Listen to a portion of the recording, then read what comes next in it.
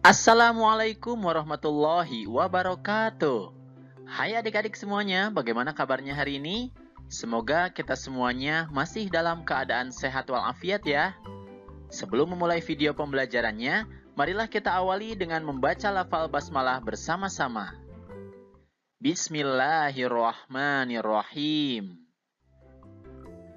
Nah adik-adik, dalam video pembelajaran kali ini, kita akan belajar tentang kisah keteladanan Nabi Yusuf alaihi salam. Semoga dengan kalian menyimak video pembelajaran ini, kalian bisa memahami dan juga menjelaskan serta menceritakan kisah keteladanan Nabi Yusuf alaihi salam. Kalian sudah siap? Mari kita simak kisah keteladanannya.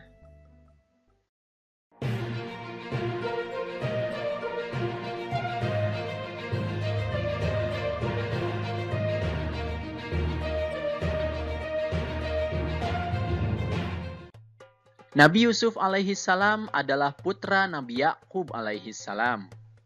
Nabi Yusuf mempunyai adik kandung bernama Bunyamin dan 10 kakak yang merupakan saudara-saudara dari ibu yang berbeda.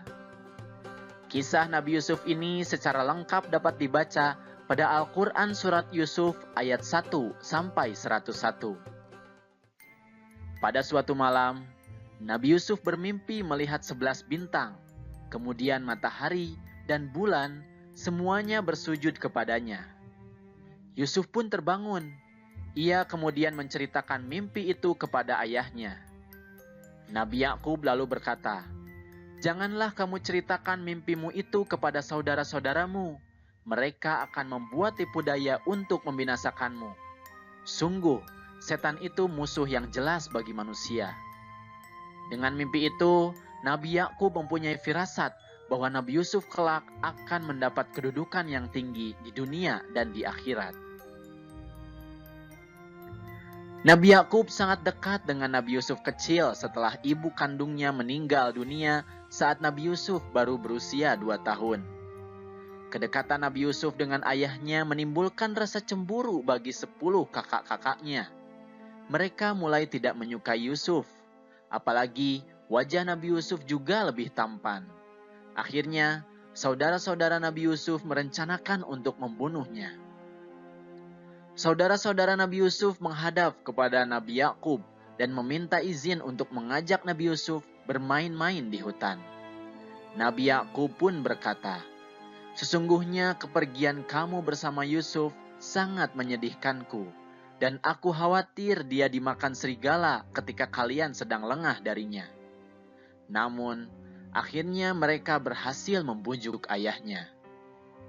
Nabi Yusuf pun pergi ke hutan bersama saudara-saudaranya tanpa Bunyamin. Setelah jauh, rencana membunuh Yusuf pun dimulai. Akan tetapi, salah satu kakak Nabi Yusuf berpendapat agar jangan membunuh Yusuf, tetapi membuangnya saja ke dalam sumur. Nabi Yusuf pun dibawa ke hutan mendekati sumur tempat para pedagang sering mampir mengambil air. Mereka lalu membuang Yusuf ke dalam sumur. Untuk menutupi perbuatannya, mereka pun melumuri pakaian Nabi Yusuf dengan darah palsu. Setelah itu, saudara-saudara Nabi Yusuf pun pulang dan berkata pada ayahnya, "Wahai ayah, sesungguhnya kami pergi berlomba dan kami tinggalkan Yusuf di dekat barang-barang kami. Tiba-tiba dia dimakan serigala dan engkau tentu tidak akan percaya kepada kami sekalipun kami berkata benar." Lalu mereka menunjukkan bekas baju Nabi Yusuf yang berlumuran darah palsu tersebut. Ayahnya berkata, "Sebenarnya hanya dirimu sendirilah yang memandang baik urusan yang buruk itu. Hanya bersabar adalah yang terbaik bagiku. Dan kepada Allah Subhanahu wa Ta'ala saja aku memohon pertolongannya terhadap apa yang kamu ceritakan." Tidak lama kemudian, ada saudagar yang melewati sumur itu dan mampir untuk mengambil air.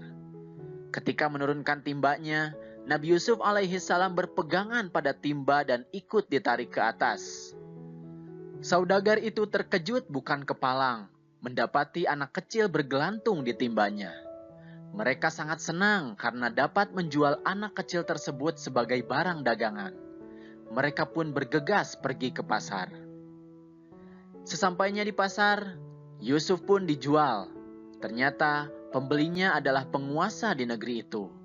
Sang pembeli meminta kepada istrinya yaitu Zulaikha agar memperlakukan Nabi Yusuf dengan baik.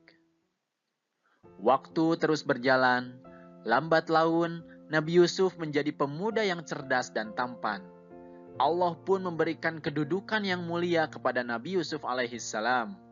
Nabi Yusuf pun diberi ilmu berupa tafsir mimpi. Pesona ketampanan Nabi Yusuf membuat ibu tirinya yaitu Zulaikha tergoda.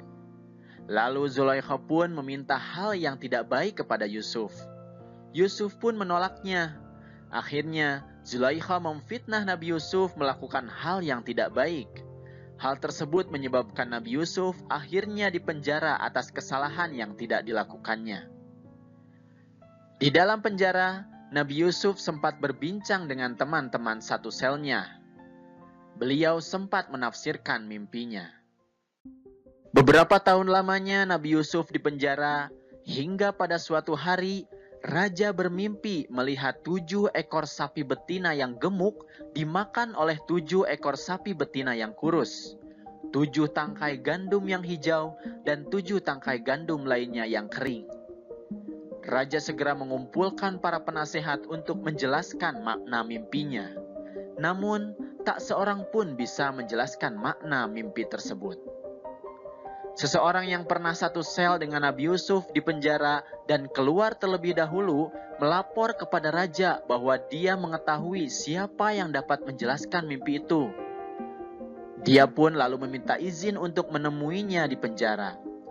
Kemudian raja pun memperbolehkan menemui Yusuf di penjara dan menceritakan perihal mimpi raja tersebut. Nabi Yusuf pun menjelaskan, hendaklah kalian bercocok tanam 7 tahun berturut-turut. Kemudian ketika kalian panen, hendaklah menyimpan makanan dengan cara membiarkan tangkainya kecuali sedikit untuk dimakan. Sebab setelah 7 tahun itu akan datang 7 tahun kemudian masa yang amat sulit. Pada masa sulit tersebut, kalian akan menghabiskan simpanan makanan sebelumnya. Setelah itu, akan datang tahun di mana manusia diberi hujan dengan cukup dan mereka memeras anggur. Raja tertegun dengan penjelasan Yusuf yang masuk akal. Kemudian, raja pun mengangkat Nabi Yusuf sebagai pejabat negara urusan keuangan dan pangan. Mulailah Nabi Yusuf alaihissalam menjadi pejabat keuangan. Lalu, datanglah masa sulit sebagaimana mimpi yang ditafsirkan Nabi Yusuf. Orang mulai memburu bahan makanan dan berduyun-duyun datang ke gudang makanan yang disediakan oleh kerajaan. Tampak di antara mereka adalah saudara-saudara Nabi Yusuf. Nabi Yusuf mengenal mereka, sedangkan mereka tidak mengenali Nabi Yusuf lagi, karena mereka mengira bahwa Nabi Yusuf sudah lama meninggal dunia. Pada saat itu, Nabi Yusuf mendekati mereka dan bertanya tentang asal-usul daerah dan keluarga mereka. Mereka menjelaskan semuanya. Kemudian Nabi Yusuf bertanya, "Kenapa saudara kalian yang kecil yang bernama Bunyamin itu tidak ikut ke sini? Untuk besok, bawalah dia atau kalian tidak akan mendapatkan bahan makanan seperti hari ini." Saudara-saudara Yusuf pun kembali ke rumah dan menceritakan kepada ayahnya tentang pertemuan dengan pejabat tinggi kerajaan yang meminta Bunyamin untuk ikut dalam perjalanan yang akan datang. Tentu sang ayah khawatir kejadian yang pernah menimpa Nabi Yusuf alaihissalam terulang kembali. Namun, karena persoalan makanan sangat penting, akhirnya Bunyamin diizinkan untuk ikut. Ayah mereka, yaitu Nabi Yakub alaihissalam, kini sudah tua dan kehilangan penglihatan karena sering bersedih dan menangis mengingat nasib Nabi Yusuf. Para putra Nabi Yakub kini datang kembali ke kerajaan dengan membawa Bunyamin. Di tengah kesibukan pembicaraan tentang bahan makanan, Nabi Yusuf secara diam-diam berbicara kepada Bunyamin. "Wahai Bunyamin, sesungguhnya aku adalah saudaramu, Yusuf. Allah telah melindungiku dan memberiku kekuatan. Nanti akan kususun rencana agar kamu tertinggal di kerajaan ini dan saudara-saudaramu biarkan pulang ke rumah." Nabi Yusuf pun kemudian secara sembunyi memasukkan gelas emas milik kerajaan ke dalam karung milik Bunyamin. Ketika mereka akan meninggalkan istana raja, tiba-tiba pengawal istana mengumumkan telah terjadi pencurian piala dan mencegat semua kafilah. Saudara-saudara Yusuf bersumpah bahwa mereka tidak datang untuk mencuri. Namun sayang, ternyata para pengawal kerajaan menemukan piala itu di dalam karung Bunyamin.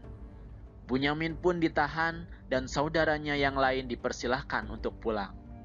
Mereka tidak mengetahui bahwa itu adalah rencana Nabi Yusuf. Saudara-saudara Nabi Yusuf pun kemudian kembali kepada ayahnya di Palestina tanpa Bunyamin.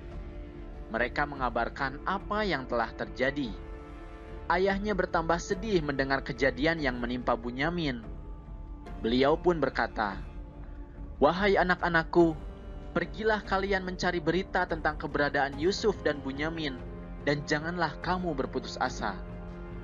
Sewaktu mengambil makanan berikutnya, Nabi Yusuf pun menyampaikan berita kebenaran kepada saudara-saudaranya.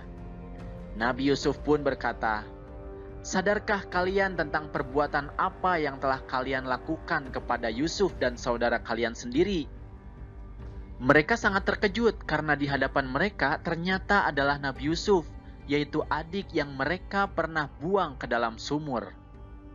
Mereka bertanya, "Apakah engkau Yusuf?" Nabi Yusuf pun menjawab, "Benar, aku adalah Yusuf." Mereka mengakui kesalahan dan memohon maaf atas perbuatan mereka yang membuang Nabi Yusuf ke dalam sumur.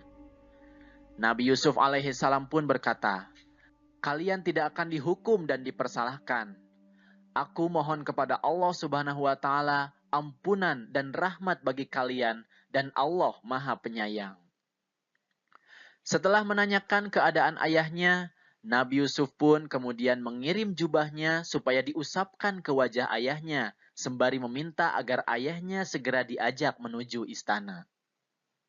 Akhirnya, saudara-saudara Nabi Yusuf pun kembali ke rumah. Sebelum sampai di rumahnya, Nabi Yakub berkata bahwa sesungguhnya aku telah mencium keberadaan Nabi Yusuf yang masih hidup. Maka benarlah, ketika mereka tiba, jubah Nabi Yusuf diusapkan ke wajahnya dan muncullah kegembiraan di hati Nabi Yakub. Penglihatannya dengan izin Allah pun telah pulih kembali.